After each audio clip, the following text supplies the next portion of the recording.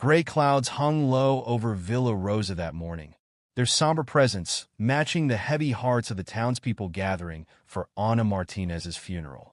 The small Portuguese colonial church stood sentinel at the edge of the cemetery, its weathered stone facade bearing silent witness to countless farewells, though none quite like this one would prove to be. The mourners arrived in small groups, their black attire contrasting sharply with the wild purple bougainvillea that cascaded over the cemetery's whitewashed walls.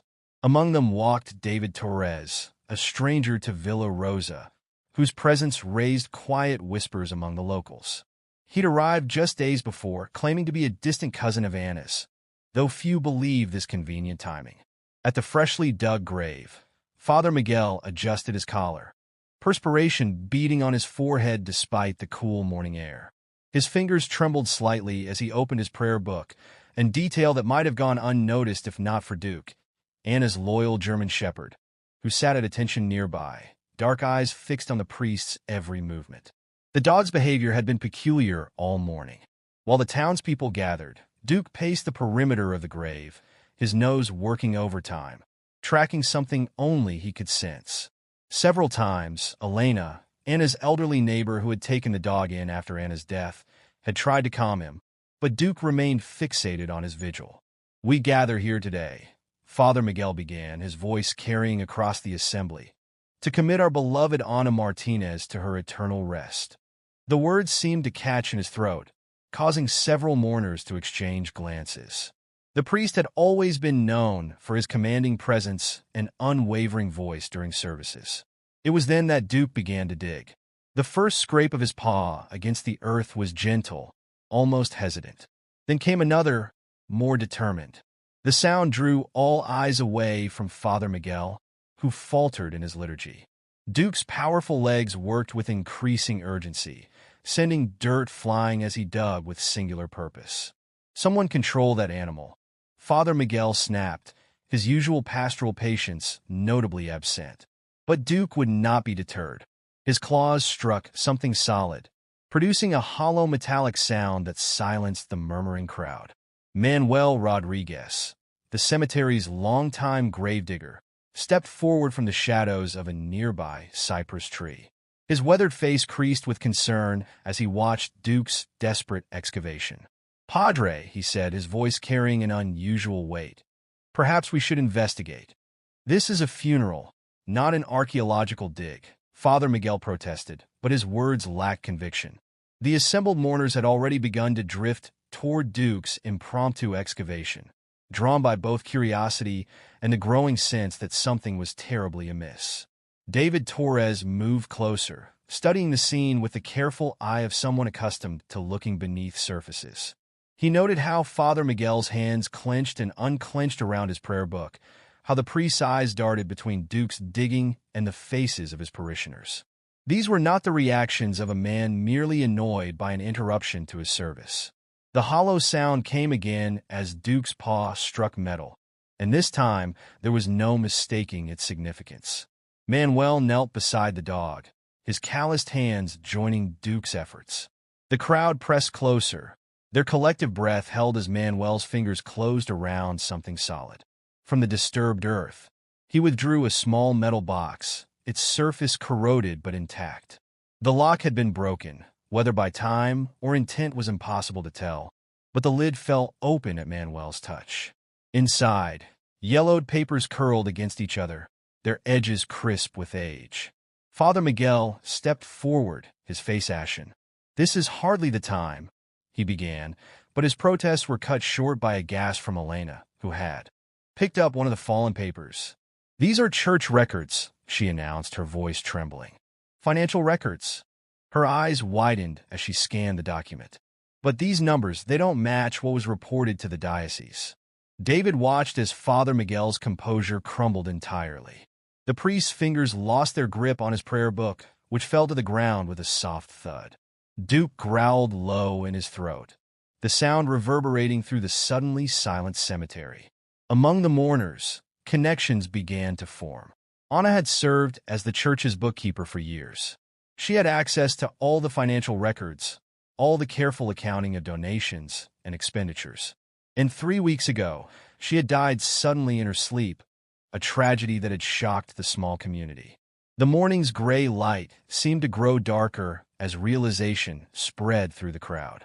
Duke stood guard over the unearthed box, his posture rigid with purpose, while David Torres quietly pulled out his phone and began to photograph the documents. The funeral of Ana Martinez had become something else entirely, the beginning of an investigation that would shake Villa Rosa to its foundations. In that moment, as the wind rustled through the cypress trees and scattered clouds threatened rain, the true story of Ana Martinez's death began to unfold. Duke had done what his beloved owner no longer could. He had pointed the way to truth. And David Torres, the stranger who wasn't quite what he seemed, found himself drawn inexorably into a mystery that would reveal the darkness lurking beneath Villa Rosa's peaceful facade. Thunder rolled in the distance as Father Miguel backed away from the grave, his face a mask of barely contained panic. The time for pretense had passed, and as Duke's dark eyes followed the priest's retreat, the dog seemed to understand that his work was not yet finished. The truth, like the body of his beloved owner, could not remain buried forever. Maria Gomez, the village's oldest resident, crossed herself and whispered a prayer. She, like everyone else present, understood that this funeral marked not just the end of Ana Martinez's life, but the beginning of something much larger. The secrets of Villa Rosa, long buried beneath its quaint exterior, were about to be exhumed, one painful revelation at a time. David caught Duke's attention and gave him a subtle nod of appreciation. Together, they had set in motion events that would transform this sleepy Portuguese village forever. The only question now was whether the truth they uncovered would bring healing or tear the community apart, it seems. Rain began to fall, soft and steady, as the mourners stood in uncertain silence around Anna's unopened grave. The funeral would have to wait. There were other matters now that demanded attention, other truths that required the light of day. And Duke, faithful beyond death, had ensured that his owner's final message would not go unheard. The rain intensified as David Torres gathered the scattered documents, carefully shielding them from the increasing downpour with his jacket. Duke remained by his side, fur darkening with moisture, but his vigilance never wavered. The crowd had begun to disperse, hurrying for shelter beneath the cemetery's ancient archways and the protective branches of cypress trees, but their eyes remained fixed on the strange tableau by Anna's open grave. Father Miguel had retreated to the church, his black cassock billowing in the wind as he practically fled up the stone steps. David noticed how the priest's hands shook as he fumbled with the heavy wooden doors, nearly dropping his keys twice before managing to disappear inside.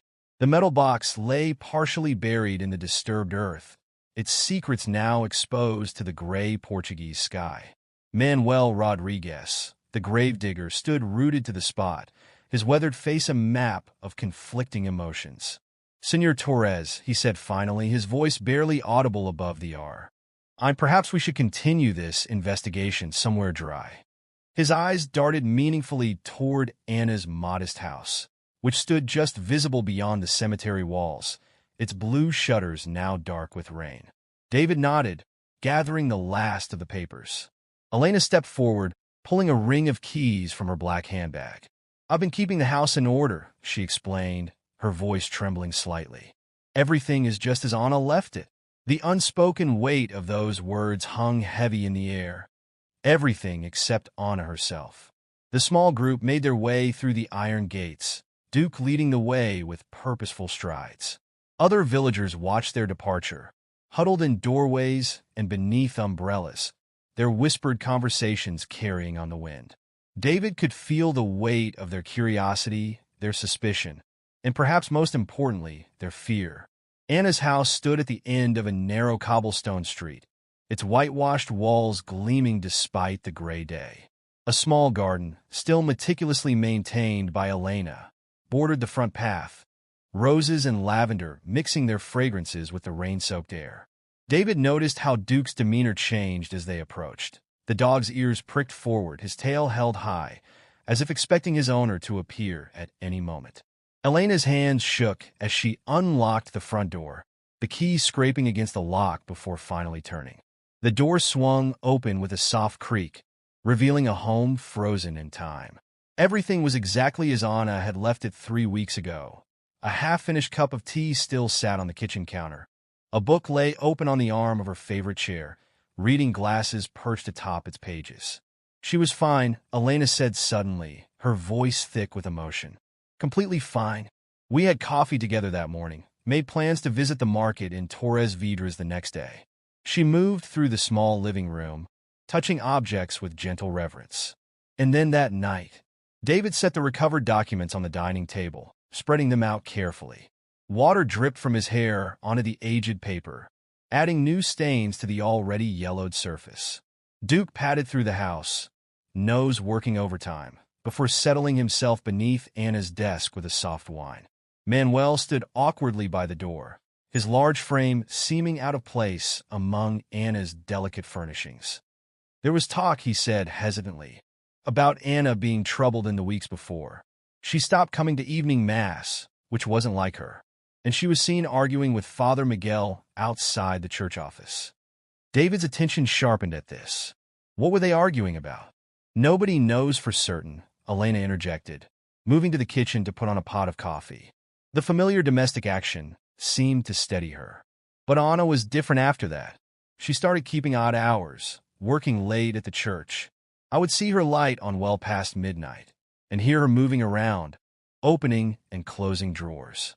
David turned his attention to the documents spread before him. Most were financial records, carefully documented in Anna's precise handwriting. But there were discrepancies, numbers that didn't add up, donations that seemed to vanish between one ledger and the next. And something else, a series of notes written in a shaky hand, as if composed in great haste or distress. Duke suddenly stood, ears alert, and moved to the bookshelf. His nose touched a particular volume, and he looked back at David expectantly.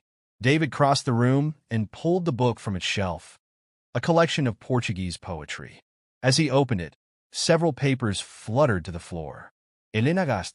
The papers were letters, written in Anna's hand, but never sent. They were addressed to the bishop in Lisbon, and as David quickly scanned their contents, his expression grew grave. She knew, he said quietly. She had proof of everything. Manuel stepped closer, his work but leaving damp prints on the wooden floor. Proof of what? Before David could answer, a sharp knock at the door made them all jump. Duke's hackles raised, a low growl rumbling in his chest. Through the rain-streaked window, they could see Father Miguel's dark silhouette, waiting on the doorstep. Elena moved to answer it, but David caught her arm. "Wait," he said softly.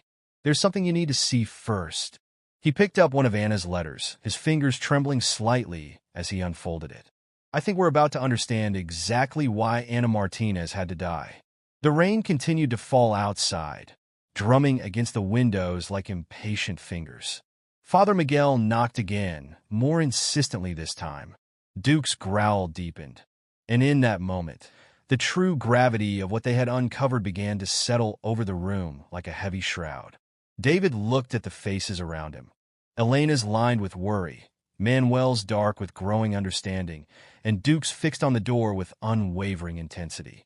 They were all part of this now, bound together by the secrets Anna had tried to protect. And as Father Miguel's shadow loomed larger on the doorstep, David realized that the real story was only beginning to unfold. The documents on the table seemed to whisper their secrets into the rain-soaked afternoon, each page a piece of a puzzle that had cost Anna her life. Now, in her modest home, surrounded by the everyday objects that had witnessed her final days, the truth was finally emerging from the shadows. And like the persistent rain outside, it would not be stopped until every dark corner of Villa Rosa was washed clean.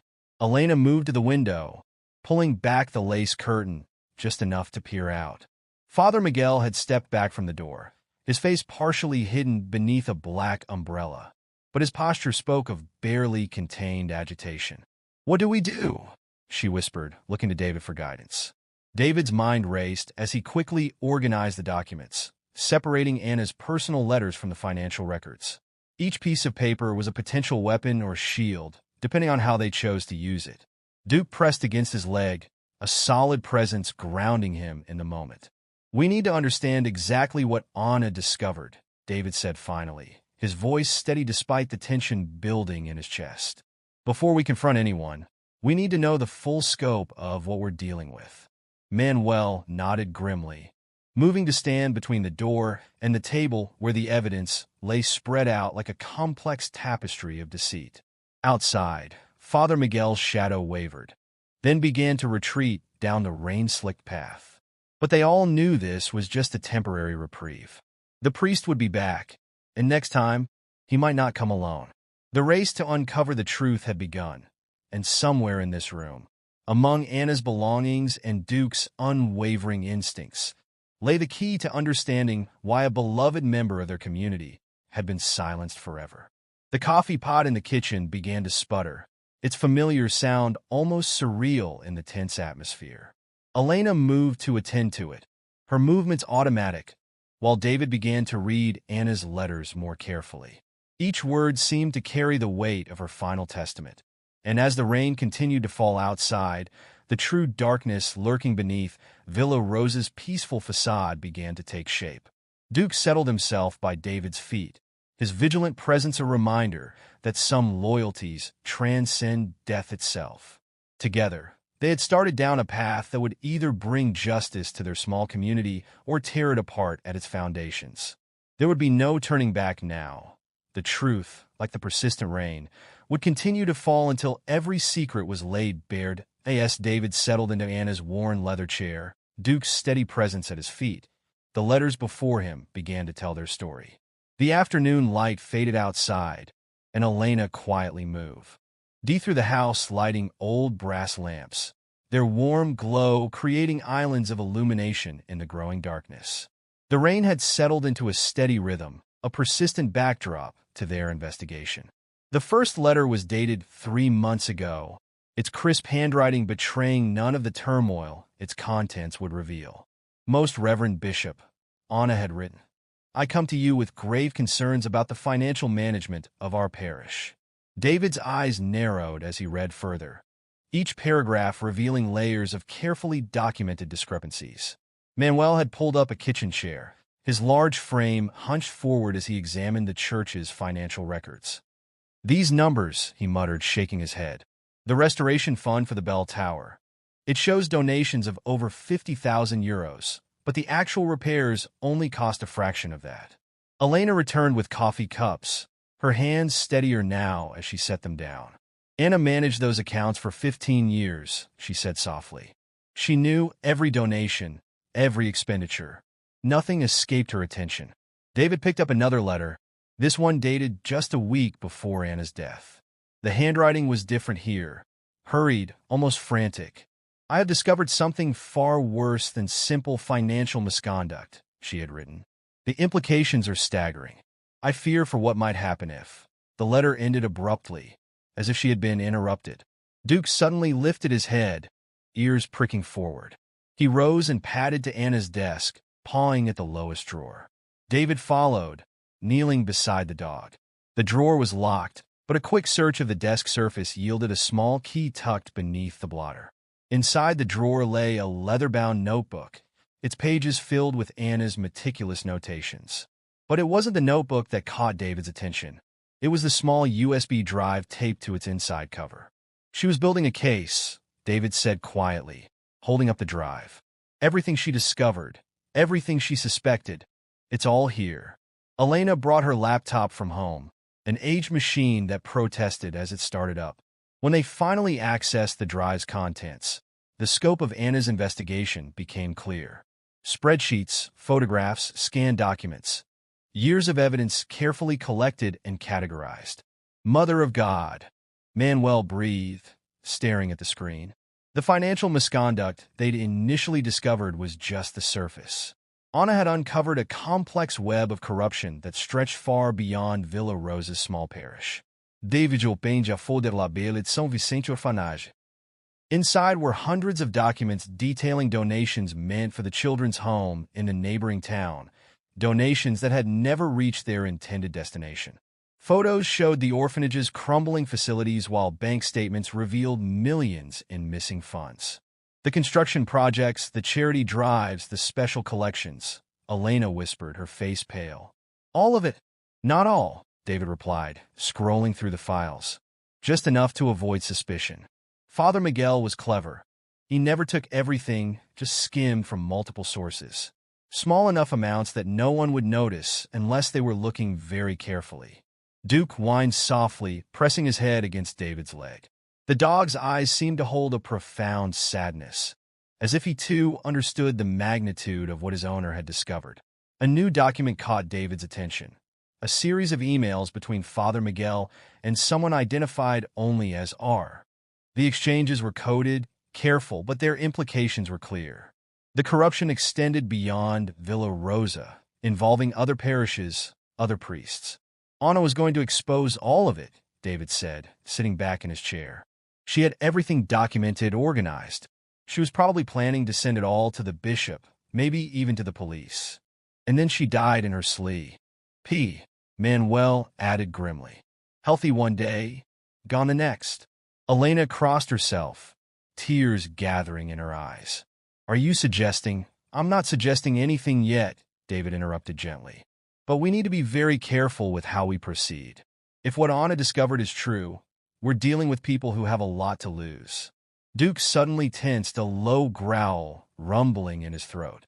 Through the front window, they saw headlights approaching, a car moving slowly down the narrow street. David quickly copied the USB drive's contents to Elena's laptop, then returned the original to its hiding place. We need to move somewhere safer, he said, gathering the most crucial documents. And we need to contact someone we can trust. The police? Manuel suggested. David shook his head. Not local. We don't know how far this reaches. I have contacts in Lisbon, people who specialize in investigating church corruption. But first, we need to secure what we've found. Elena began turning off lamps as David and Manuel carefully packed away the evidence. Duke remained alert, moving between windows, monitoring the street outside. My sister's house, Elena said suddenly. In the old quarter. No one would think to look for us there.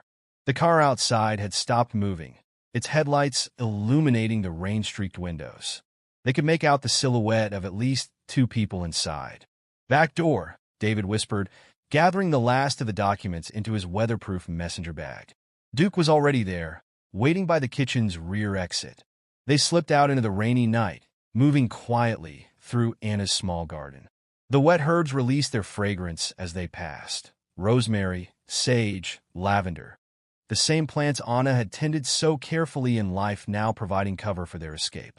As they made their way through the narrow alleys of Villa Rosa's old quarter, David felt the weight of responsibility settling on his shoulders. Anna had died protecting these secrets, trying to expose a corruption that ran deeper than any of them had imagined. Now it fell to them, a stranger, a gravedigger, an elderly neighbor, and a loyal dog, to finish what she had started. The rain continued to fall, washing away their footprints as they disappeared into the labyrinth of ancient streets. Behind them, lights began to appear in windows as word of the day's events spread through the village. Villa Rosa was waking up to the reality that its peaceful facade had been hiding dark secrets, and nothing would ever be quite the same again. Duke led the way through the darkness, his wet fur gleaming under the occasional street lamp. The dogs seemed to understand the gravity of their mission, moving with purpose while remaining alert to any signs of pursuit. In his dedication to protecting Anna's legacy, he had become something more than just a pet. He was now a guardian of truth, leading them toward justice one careful step at a time.